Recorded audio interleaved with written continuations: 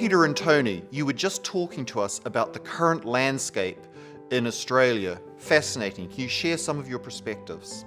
I think things have changed a lot in the last 7 years. I think it really coincides when the new Commissioner of Tax was made, who was an ex-KPMG partner, and we've seen the Tax Office really revolutionise the way that they've approached their activities, and we've seen a lot more, an emboldened Tax Office, and it's a convergence of a number of events. We've got the government really focusing and resourcing tax authorities to make sure that there's no risk of a tax gap as far as the corporates are concerned, especially multinationals.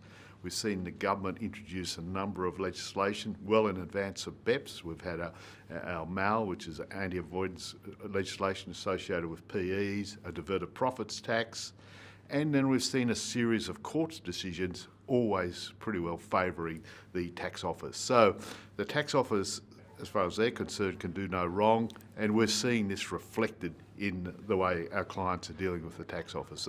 They have recruited a number of very talented individuals, so it's a much more difficult landscape for companies to deal with. So what do you think, Tony? Yeah, look, one of the things that sticks with me is an opening comment by the Commissioner when he first took up the role, and that was that he wanted to level the playing field. Having been on the other side, I think he realised that from a Tax Office perspective now, the ATO wanted much more transparency from taxpayers, and we're seeing that in action. To Peter's point around the ATO actually hiring ex-professionals, industry experts, and people with a wider background than not having been in the ATO their entire careers, I mean, that's having a huge difference. It's a positive in many respects because there's more appreciation to how taxpayers try to do the best thing, but sometimes are limited by resources.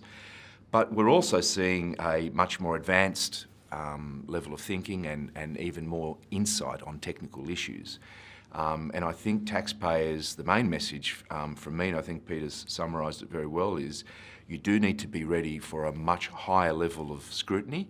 The Tax Office will not back down if they've got a strong view.